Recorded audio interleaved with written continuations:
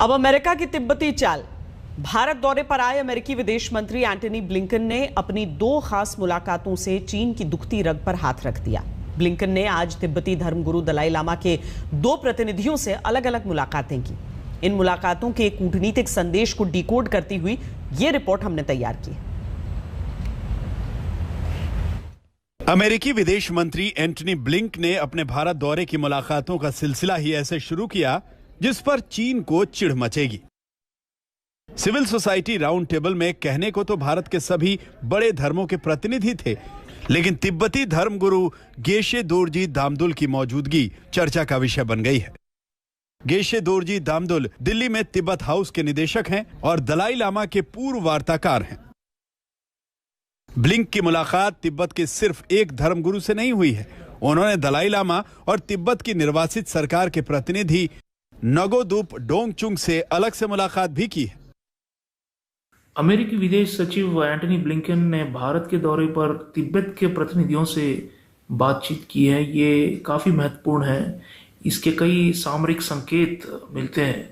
सबसे पहले तो अमेरिका और भारत ने मिलकर एक साझा तौर पर यह निर्णय लिया होगा कि जब सेक्रेटरी ब्लिंकन यहाँ होंगे तो वो दलाई लामा के प्रतिनिधि से मिलेंगे, और इसका सीधा निशाना बीजिंग पर है। जितना ज़्यादा उस पर ये दबाव बढ़ेगा मानवाधिकारों पर, तो चीन और ज़्यादा गुस्सा होगा, और इसकी वजह से उसकी जो विश्व भर में उसकी जो साख है, उसकी छवि है, वो और ख़राब होती जा रही है। तो चीन की जो मंशा है कि वो पूरे विश्व में ख़ासतौर पे विकासशील देशों में अपने आप को बहुत बड़े नेता के तौर पर पेश करना चाहता है, उसको धक्का लगेगा।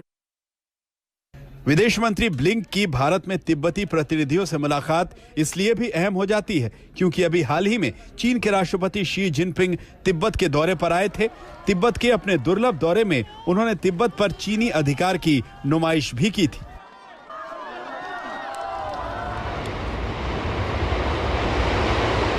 इससे पहले जून के आखिरी हफ्ते में चीन ने तिब्बत में वो बुलेट ट्रेन दौड़ानी शुरू की है। वो वहां तक जाती है जहां से अरुणाचल प्रदेश की सीमा बहुत दूर नहीं है।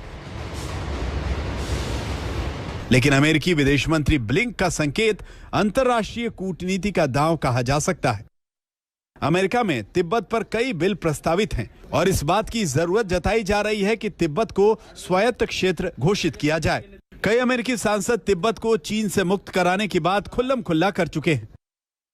भारत की धरती से अमेरिका ने तिब्बत वाला संदेश दिया है, जबकि इसी 6 जुलाई को दलाई लामा के 86वें जन्म दिवस पर नरेंद्र मोदी ने बतौर प्रधानमंत्री पहली बार सार्वजनिक बधाई दी थी। इसका सीधा निशाना बीजिंग पर है क्योंकि चीन ने एक तो अतिक्रमण किया हुआ है हमारे सरहद पर। पिछले 1.5 साल से एक संकट चलता आ रहा है, विवाद LAC का, और चीन कहती है कि अरुणाचल प्रदेश उनका है और चीन कहती है कि लद्दाख भी उन्हीं का है। तो इस संकट से निपटने के लिए एक तो होता है कि एक कड़ा संदेश जाए दूसरी तरफ, और भारत ने मेरे ख्याल से अमेरिका के साथ ये बिल्कुल तालमेल करके ये कदम उठाया है।